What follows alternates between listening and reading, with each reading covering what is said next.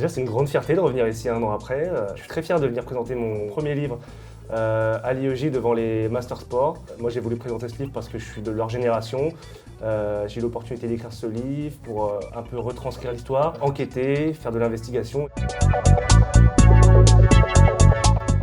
Moi, j'ai voulu raconter ça parce que c'est aussi mon histoire personnelle. Je suis abonné au parc depuis 2006, donc ça fait 13 ans maintenant, en tribune H, toujours à la même place, au même siège. Et j'ai connu différents parcs des Princes et j'ai connu différentes époques. Et le parc des Princes a toujours été plein, que le club joue le titre, que le club soit en Ligue des Champions, que le club soit malade. Et c'est une interrogation que je me suis toujours posée toute ma vie. Je me suis dit pourquoi le parc des Princes est toujours plein alors qu'ailleurs, à Marseille, à Lyon, à Bordeaux, quand les résultats ne sont plus là, le stade se vide. J'ai voulu un peu raconter l'histoire de cette passion. Je ne me voyais pas raconter l'histoire du PSG sans raconter l'histoire de ses supporters.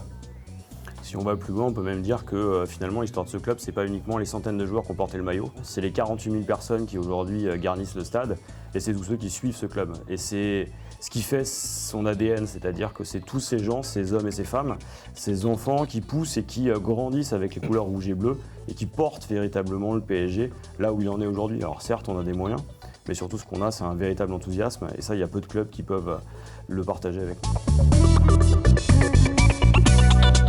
Moi j'ai une réponse assez simple, c'est que quand on est supporter, on est plus dur à l'égard de son propre club. C'est comme dans la vie de tous les jours, on est plus dur à l'égard de ceux qu'on aime, et c'est la réalité dans le journalisme aussi. Donc je ne vois pas de difficulté personnelle à mettre de côté la passion pour être un bon journaliste. Ouais, je suis d'accord avec Clément, c'est pas antinomique en fait, parce qu'on arrive à être très critique envers notre club. Par contre, c'est vrai que parfois on va peut-être pas supporter que d'autres le fassent. Il y a un vrai paradoxe là-dessus, mais nous, on se doit d'être objectif parce que c'est un match de foot, c'est un résultat qu'on doit commenter, qu'on doit analyser. On ne pourrait pas durer si on tressait que des louanges à notre club de cœur. Ça ne pourrait pas fonctionner, quoi qu'il arrive. Voilà. Je ne sais pas si tu es d'accord, JB. Ouais, je suis d'accord dans le sens où tant qu'il n'y a pas de conflit d'intérêts, on se rend compte d'une chose, c'est que c'est ceux qui connaissent le mieux le club qui en parlent le mieux. Et un journaliste qui est un fan du PSG, c'est aussi quelqu'un qui a ce regard critique parce qu'il sait d'où le club est parti et où il veut aller.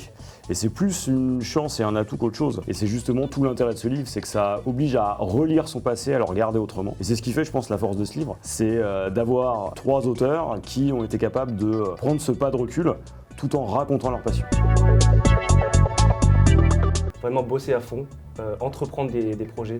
Il faut y aller, bosser pour des sites, pour des médias, déposer des CV, déposer des lettres, être courageux et vraiment se dévouer à beaucoup de choses. Nous, on n'a pas gagné d'argent pendant 2 ans. On a travaillé, on a cherché des infos, on a réussi à sortir même des scoops et avec 0 €. Juste avec de la passion, de l'acharnement, du travail, beaucoup de culot, une dose de chance. Le seul conseil que je puisse vous donner, c'est de ne laisser jamais personne vous dire que c'est impossible. Tout est possible avec du travail. Voilà. Je pense qu'aujourd'hui, un bon journaliste sportif, c'est d'abord quelqu'un qui ne s'intéresse pas qu'au sport et qui s'intéresse à tout ce qui se passe autour. Et là où je vais aller dans le même sens que mes camarades, c'est que la seule chose qui compte, c'est le travail, c'est ne pas compter ses heures et avoir une mentalité de personne qui fracasse les portes avant qu'on ne vous les ouvre. Et ça, je pense que c'est ce qui fait la définition d'un journaliste aujourd'hui. C'est pas quelqu'un qui se résigne, c'est quelqu'un qui ne lâche rien et c'est en ayant ce type de mentalité que vous réussirez.